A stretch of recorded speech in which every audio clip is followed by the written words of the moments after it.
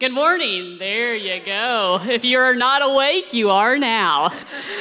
Welcome to 1111. I'm DeAndrea Dare. I'm here this morning, very happy to be with you. Reverend Tom McDermott and his wife Linda, Reverend Linda McDermott. We're supposed to be on vacation this week in Colorado and supposed to be taking some well-deserved and much-needed time away, but they are both sick, and so they're both at home and not taking the week off, so they're recovering, and they will be back with us soon. But please be thinking about them. Send all of your love and thoughts and meals or whatever to Tom, who's feeling very pathetic about himself right now. So no, he wishes that he could be here. He actually, when they found out they were going to be able to go to Colorado, he had hoped to be able to come today, but he is just not well enough. So Tom and Linda, we're thinking about you today. We're so glad that all of you are here, whether you're here in person, braving the cold outside, or whether you're joining us online. We're grateful to be in community with one another no matter where we are, no matter what distance it is that we are apart from one another. I just want to remind you the Crafting Difficult Conversations takes place weekly on Mondays via Zoom from 7 to 7:45. Sometimes it goes a little bit over that, but that's a great time to listen, to learn, to discuss, to share, and to be in community with one another during this time in which we live in. Sometimes we shy away from the difficult conversations of life, and this is a time and a safe space to be able to say what we've been thinking, to hear others' opinions, and to be with one another as we help each other learn, because we all can learn from one another. If you are visiting with us online or attending with us online, please register on the side of the screen so that we can know that you are with us.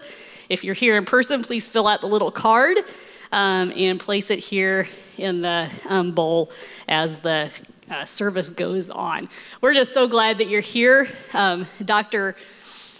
Todd Kirk is here with us this morning, and he's going to be sharing with us spirits in a material world. And this will be a wonderful message for all of us, and an eye-opening and a time where we can share together and learn. We always learn so much from you when you're here with us, so we're thankful for you offering your gifts to us again today. Let us join now in the welcome candle. If you're visiting with us at home or joining with us at home, please go ahead and light your candle as well as we say the welcome candle together. Come, come, whoever you are, wanderer, worshiper, lover of leaving, it doesn't matter. Ours is not a caravan of despair. Even if you have broken your vows 1,000 times, come yet again. Thank you, DeAndrea. Would y'all stand, and we're going to sing an 1111 classic right now. It's Wake Up. Y'all ready?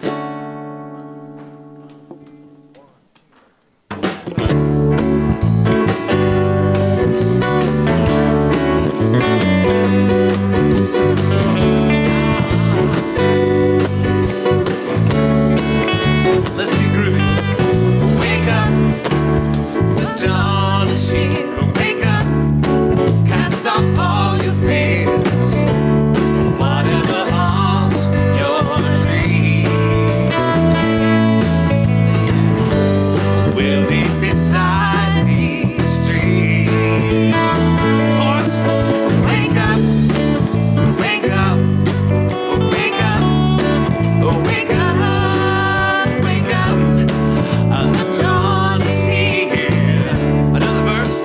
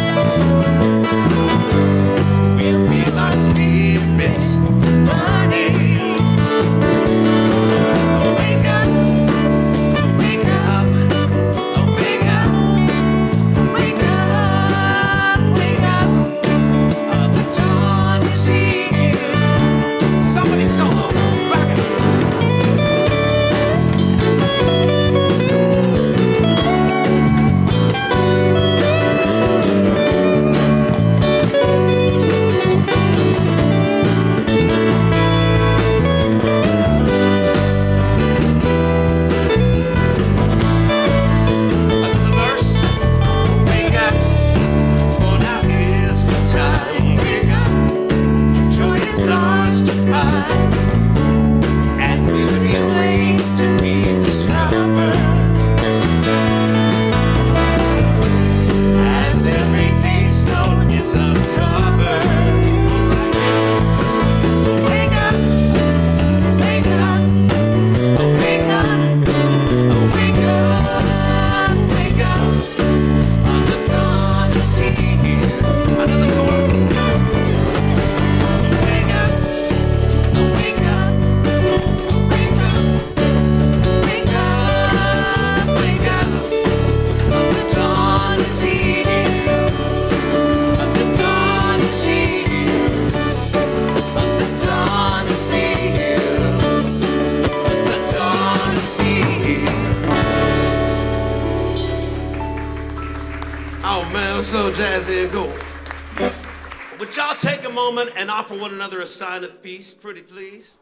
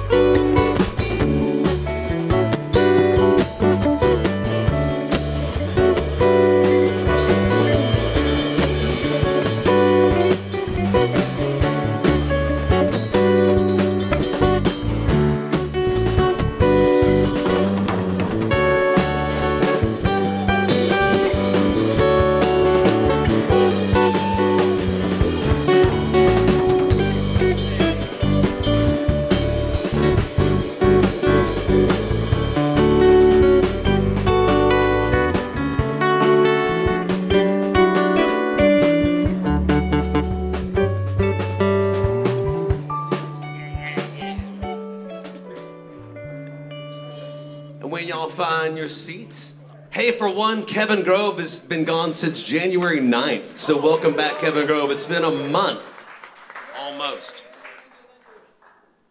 So I want to say our beloved Mike Brown that we lost last year continues to bless us right now. Back in December, when I was at his memorial, I got to meet another bass player around town that I was acquainted with but never knew. And we got to hit it off. And I want to tell you, this is one of Mike Brown's heroes. He loved this man so much. He is with us today. His name is Canyon Kafer right there. Everybody say hello, Canyon. Mike loved this dude. He loved you like crazy. So we got to visit. So right now, just as a little gift of song, Canyon's going to play a little instrumental piece that he wrote. It's called Lull. And here we go. Take it away, Canyon.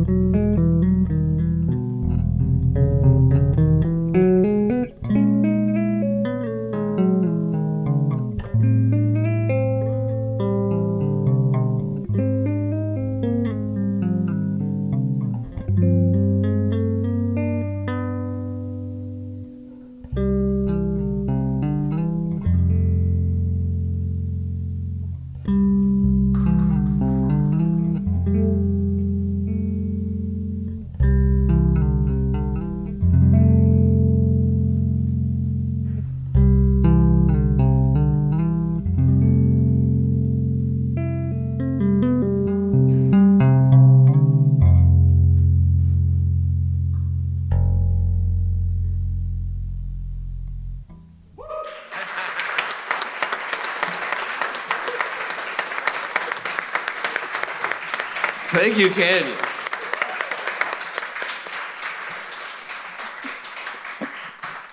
I gotta say, I think me and Elena had the best seat in the house sitting on that subwoofer while he played that solo. I'm all realigned now. That's good.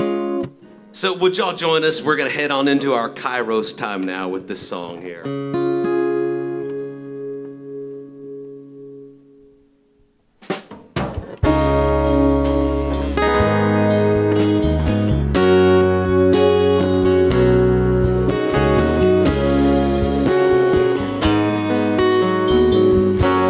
Sing right here, or right here.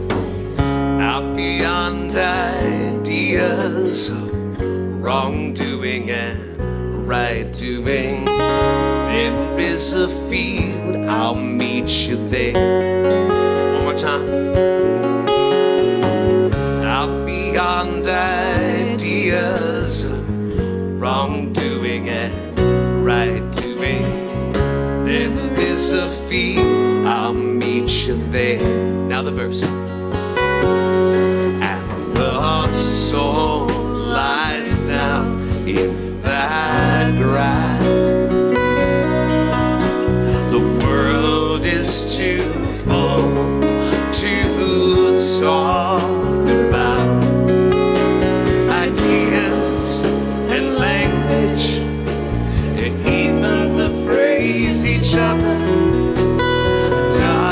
doesn't make any sense. Now the chorus.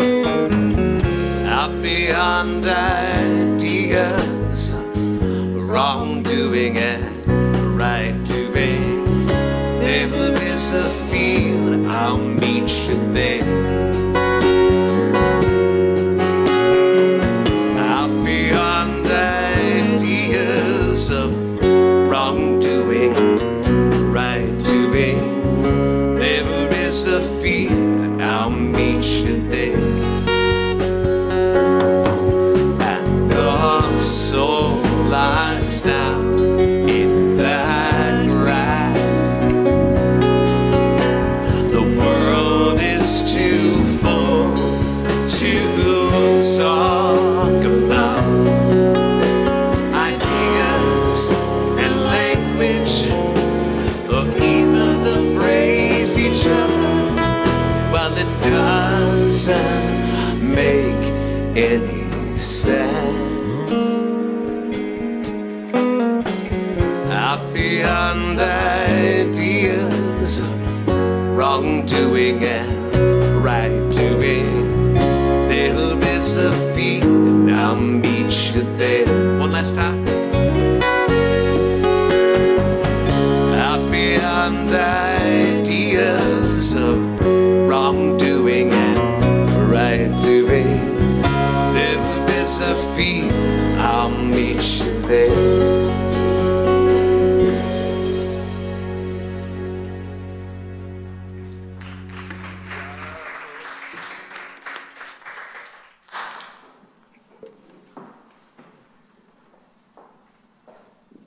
Well, both of those songs really set the tone for Kairos, didn't they? Hi, everybody watching at home. Kairos is our time when we just hit the pause button. And today we're going to take breaths slowly together as we usually do, remembering that this is for this moment, but also quite good practice for the days ahead when it would just be a good idea to stop, take some breaths, consider slowing down that train of anxiety, or be willing to take in something wonderful. And so, as we do this together today, I invite you to sit comfortably. And I usually say close your eyes, but how about holding your hands together like this, looking down at them. And Canyon, if you start feeling anything here, man, I want you to breathe, not so much slowly, but rhythmically. And do this. Don't be scared. You're sitting down. You don't have to be embarrassed. But as you breathe, maybe on a 1, 2, 3, 4, 5, 6, lean back a little when you inhale and rock forward a little when you exhale. That's a lot of directions, but breathe and find your rhythm. We'll do this for about a minute. Ready, go.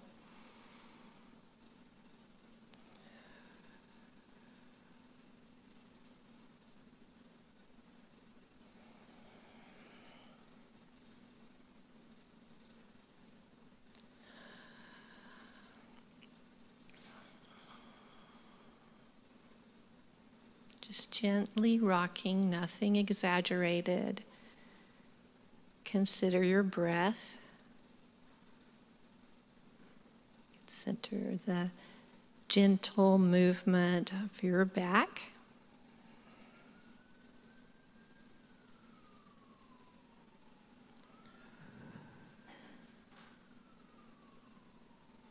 May we all find peace.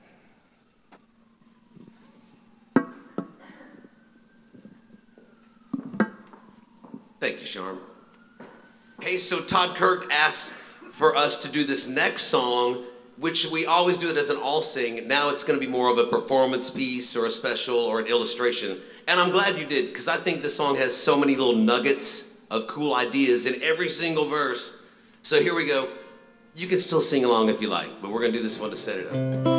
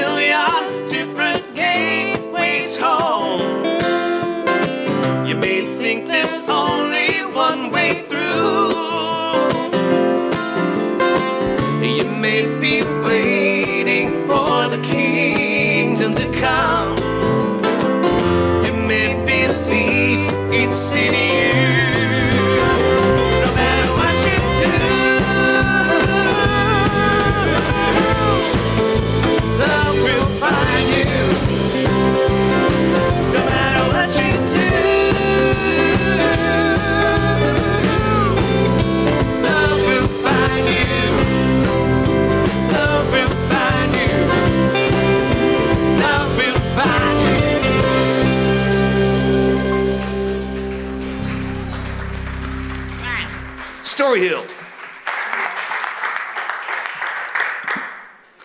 Hey.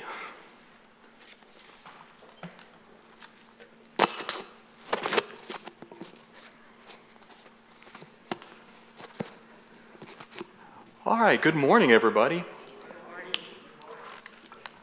I'll make it on the recording. Well, good morning, everyone. I'm happy to be here. All those who are watching at distant places or watching us at a different time, welcome, and thanks for being with us. I know we've had a cold, icy few days, and it's great to be out and fellowshipping again with people. And also thoughts out to Tom and Linda. If you're watching, I hope you better be watching. But I hope you're feeling better, and if not, I hope you get well. I hope you get well really soon. All right.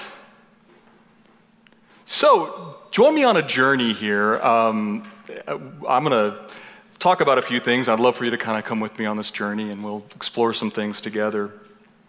Anybody seen Matrix 4? I got one. Okay, so it got kind of, I guess you might call it mixed reviews. It seems like from the people I've talked to, it's kind of a love it or hate it. They either loved it or they hated it. They either felt like they got it or they felt like it was way off track or something like that. And I don't want to. I liked it, so I'll put that out there. But I don't want to plot spoil too much. But part of the plot of Matrix 4 is it's a movie about making a movie, and supposedly.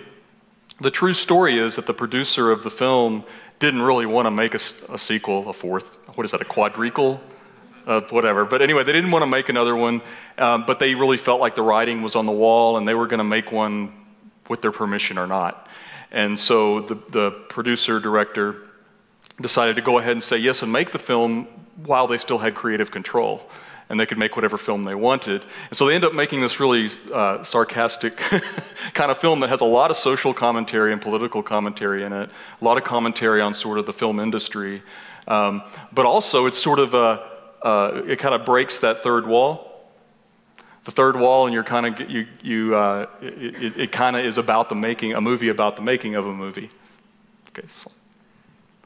Okay, so I kind of fantasized about that idea, being in a movie, talking about the movie that you're making while you're in the movie, and I thought that'd be kind of fun to apply to a sermon. So what would I tell myself? I'm giving a sermon. How would I tell myself to give a sermon now while I'm giving a sermon? And so I kind of fantasized about that idea. But anyway, it does raise some interesting questions about why we do things and why I'm up here and what I should say. So here I am, preaching. How should I proceed? How would I tell me to proceed? And why am I here anyway? Why me? Why not you? Why not someone else? And I thought about that, and a lot of people don't want to do it. They're reticent to do it. You know, it's kind of like in school when or somewhere they ask for volunteers, and you shrink down in your seat so they won't pick you kind of thing. Anyway, not quite that bad. But we have a lot of people clearly qualified here. We have a lot of ex-preachers, right, and teachers and all kinds of people. But people seem to not like to want to preach.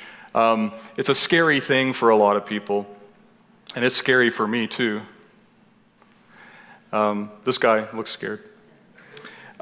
So should we call, maybe it's because of the title, preaching. Maybe we shouldn't call it preaching. Preaching is a very, at 11:11 we like to play with words and give things new words and new definitions.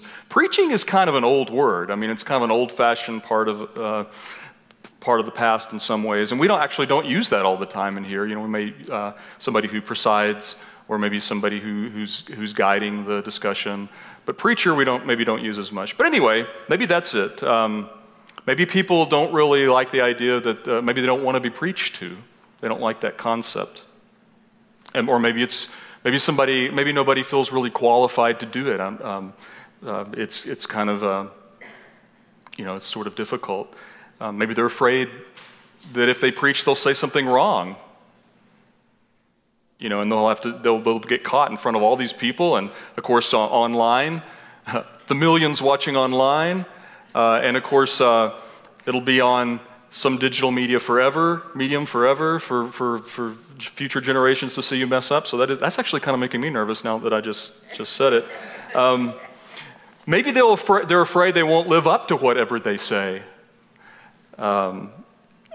And I can guarantee you I will not live up to what what I say, because I'm a human being and I make mistakes, and everyone does. But is that it? Is that the reason people are kind of afraid to preach? Or maybe it's the fear of hypocrisy, of saying something and then being caught doing something else that doesn't match up with what you said, because now you're on the record. That does make it kind of nerve-wracking. Or maybe it's being perceived People don't want to preach because they're afraid they'll be perceived as judgmental. I mean, who am I to tell you anything? Or maybe they're afraid they'll be perceived as narcissistic. You know, this crazy person up here telling us what to do kind of thing. And it also, that coming back to that question, does anyone really need a preacher? And if so, why? Do you need someone to point you to the truth? Whatever that is.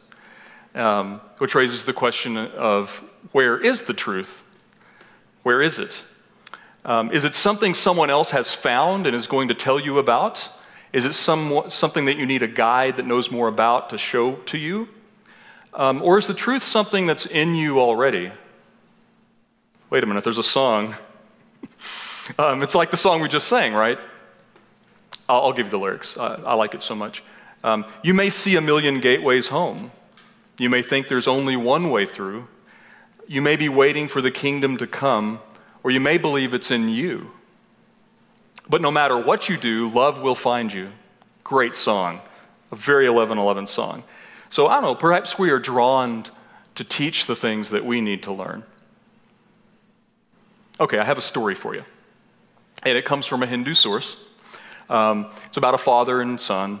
The father notices that his son is leaving the house really early every day and then coming back really late. He can't even catch him. And he wonders where his son is going all day. So he catches him coming back in one afternoon, and he's like, "Son, where have you been? Why do you keep going away all day?" And the son says, "Father, I've gone out to the woods because I find when I go to a different place, I feel closer to God." And the father laughs and he says, "Son, you don't have to go anywhere different to find God. God is everywhere." To which the son replies, "Yes, Father, but in the woods, I am different."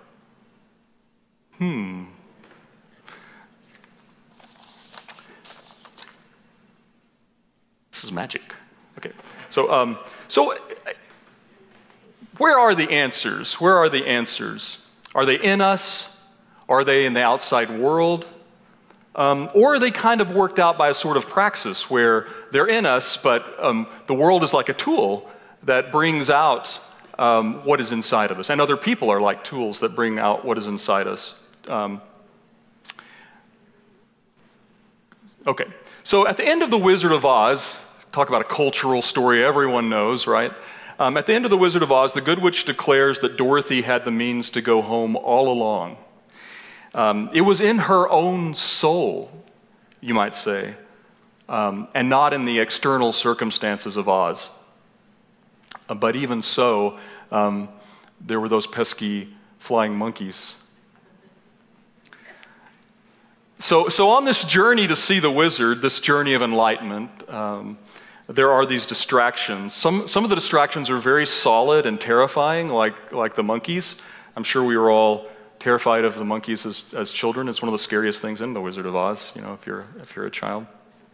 But we still feel compelled to follow the path, to try to find our way, to try to find truth. So what are we and where is our truth? So this is the Epiphany season in the Methodist Church, and in most Western churches, this is the Epiphany season. And all over the world today, in churches, they're reading 1 Corinthians 15. It's one of the scriptures, or one of the parts of scriptures they'll be reading. And they'll be reading out of 1 Corinthians 15 for at least a couple of more weeks in the Epiphany schedule. And this is the fifth Sunday after Epiphany. If you're keeping track, this is Epiphany 5.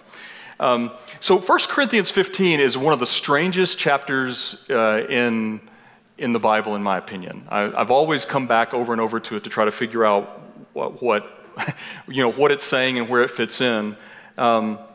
It's a real enigma in a lot of ways. And let me tell you a couple of reasons why I think it's a really interesting. Obviously, it's in the reading for today because Epiphany is about the Spirit coming into the world. And that's why we have it in the Epiphany reading.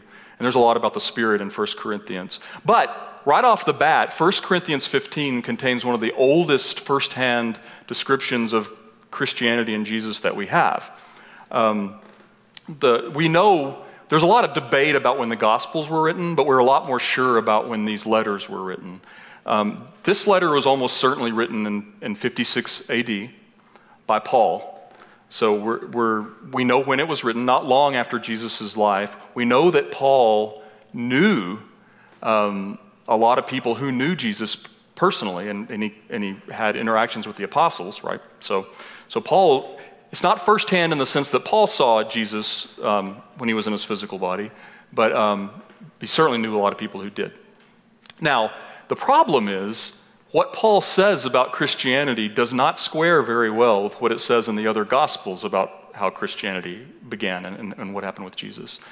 So our best candidate for the oldest Gospel is probably Mark, and Mark was written, best case scenario, 10 years after, probably more like 20 years after 1 Corinthians was written. So let me just give you a couple of examples. So who was the first observer of the resurrection? Paul clearly says in the first 3 lines of 1 Corinthians that it was Peter.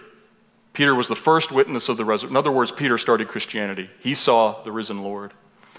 Well, that's not what it says in Mark, is it? Read Mark, it's great. Or pick one, read any of them. In Mark, it says Mary Magdalene and the women were the first to see Jesus risen. So the later written book is different than the earlier account that we have. It's an enigma because it's hard to imagine that a writer would try to make the story more marketable by adding women as the people who saw Jesus first. In that culture, that would not have been a selling point, right? So that's interesting. Another enigma is what form was Jesus in when he was resurrected? Where's sort of my launching point for what I want to talk about next. So Paul, this 1 Corinthians 15, most of it is about, it's Paul's, Paul is talking about how we can continue to live after we die. And he's answering detractors that are saying, it's silly to say that there's a resurrection because clearly everything dies. What do you mean, Paul? Are there going to be people walking around like zombies? I mean, how is this thing going to work? So most of the chapter, most of it he's talking about spiritual bodies and carnal bodies, and they're not the same thing, he says. And so he starts off by defending his legitimacy as an apostle, and he does it by saying he saw the risen Lord.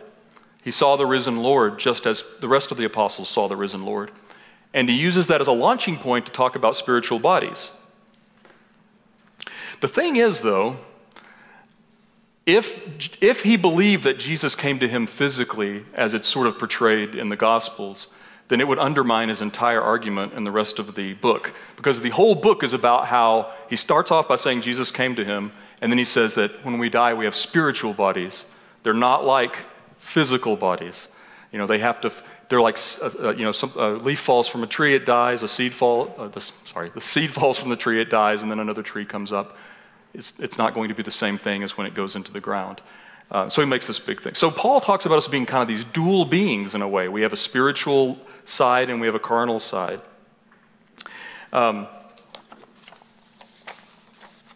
Anyway, so the takeaway of the chapter basically is that we have this spiritual component that survives. It's very different than our physical life, or so says Paul.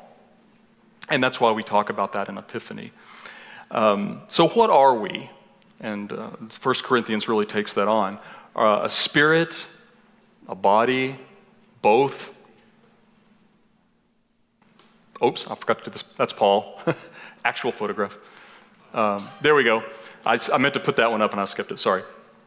So one of the oldest titles for Jesus in the ancient Christian community was Emmanuel. And Emmanuel means? God, very good. Several people said it. God is with us. It's a very old title for Jesus, maybe the oldest. So Jesus was seen as a symbol that God was part of us very early on. A new way of thinking about God, that God is not separate and up in the sky, but he's been shown through example to be part of us and accessible to us, not a reality outside of us. And they felt like Jesus proved that suspicion they had, that that's the way things were, that we were fundamentally spiritual beings. I want to go ahead and invite the band back up. Okay, so if you turn to Mark 9:50 and 9:51, slide, okay. Jesus asked, what good is salt, right? You know this one? This is a very strange, when I was a kid, I thought this was a very strange scripture, and it's just kind of stuck in between a couple of other things that Jesus said, and it's not very well explained, right? So what good is salt if it's lost its saltiness? Okay, what is it fit for? And then the weirdest part, make sure and maintain the salt within yourselves. Advice from Jesus. It's very strange. My favorite interpretation of this is the one that I get from John Shelby Spong. Some of you may be familiar with his work. I think he died recently. I believe he died recently. Anyway, Spong interprets this odd passage to mean that the Spirit is the source of all good. And that's what the saltiness represents, that we do good from the indwelling of the Spirit being manifested through us. That's the way to think about life, to think about the good news, is that we are in manifesting the Spirit. We can't grow without it. It would be sort of a hamster on a wheel if we didn't have the indwelling of the Spirit. So that's the saltiness that you don't want to go without, that you want to renew on a regular basis, or so says Jesus. So what is this salt? What does it mean? What are we and why are we here? And perhaps the best answer, the epiphany answer, is that we're spirits. The epiphany story seems to be that we are spirits making our way in a material world, or at least what looks like a material world. In this machine that we inhabit, there's a ghost, you could say. There's a ghost in the machine.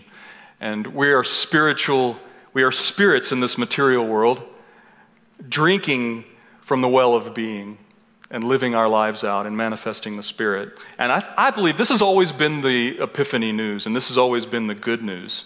And that is where the answer lies. Amen.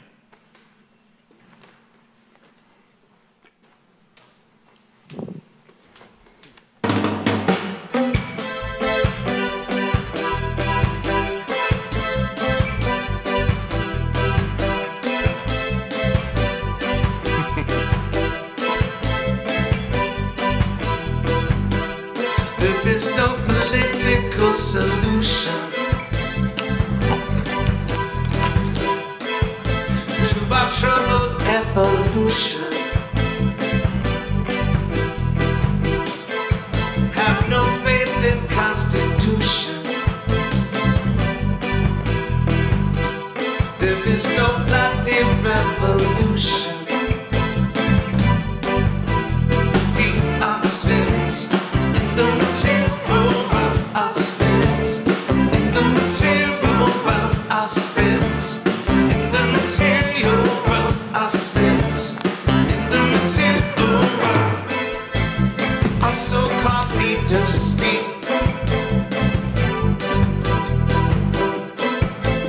With words they try to jail ya.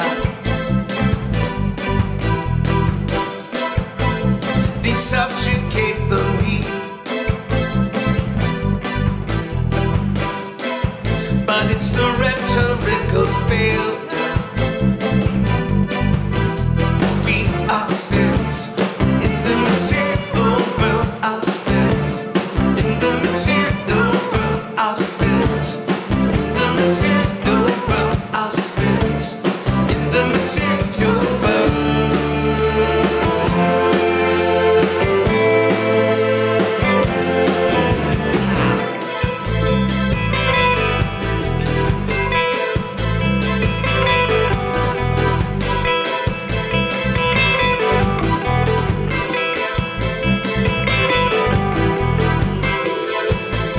Where does the answer lie?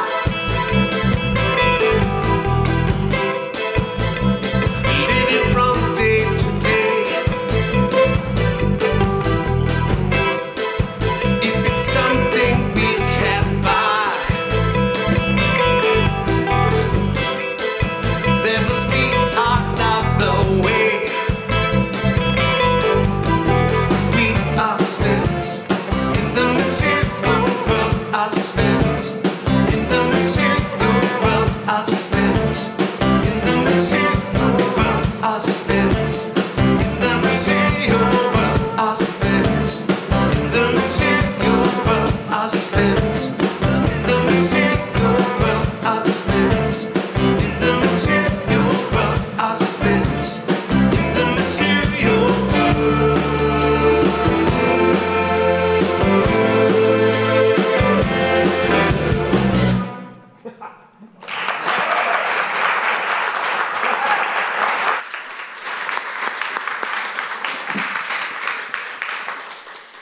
Another example of how Brad and the band can do anything. So, thank you. Todd, thank you for bringing the message today and for being willing to preach. Because you're right, there's not a lot that want to do that. So thank you for being willing and always being here. If you are visiting with us today, I forgot to welcome you specifically. And so we are really glad that you're here and are a part of our community. And we hope that as you leave this morning, you'll grab one of the tumblers that's in the back, as well as a CD of the amazing band. We'd like to give those to you as gifts. As we begin to wrap up our time together, I was reflecting on Todd's, let me enunciate correctly, Todd's message, as well as on this past week. And at one day this past week, I was working with two cases of extreme tragedy in two different ways. And I felt very, very small in this world in the midst of things that were very, very large, of which I felt like I could do nothing with. And throughout that time, when I felt so completely helpless, I started reaching out to people that I felt were more equipped than I was to handle these scenarios. And it took a very long time to get a hold of somebody. And I had somebody else who, although I was feeling very anxious, was in a very deep crisis. So I was thinking about the song and how love will find you. And it turned out that by the end of the day, love found each one of us in the various scenarios of where we were. And how did love find us? Love found us through one another, through community, through compassion, through empathy, and through the very basic moments of just being present for one another. Someone said at the end of the day, thanks for just answering the phone. And sometimes that's all it takes for love to find us and for us to give love to someone else. So we are spirits in a very material world. There are ways in which the Spirit interacts with us that shows us what deep and true love is all about, and that we are all here for one another. So may we stand now for our benediction as we prepare to go out into the world. We've come together in this time, in this space, seeking and searching, finding our way on this journey of life together. Some feel whole, some feel broken, some feel mended, some feel hopeful. Wherever it is that we find ourselves, whatever it is that we are feeling, may we go out conveying love, seeking love, and receiving love, so that we might be the peace in this world. Amen. Thank you for being with us this morning.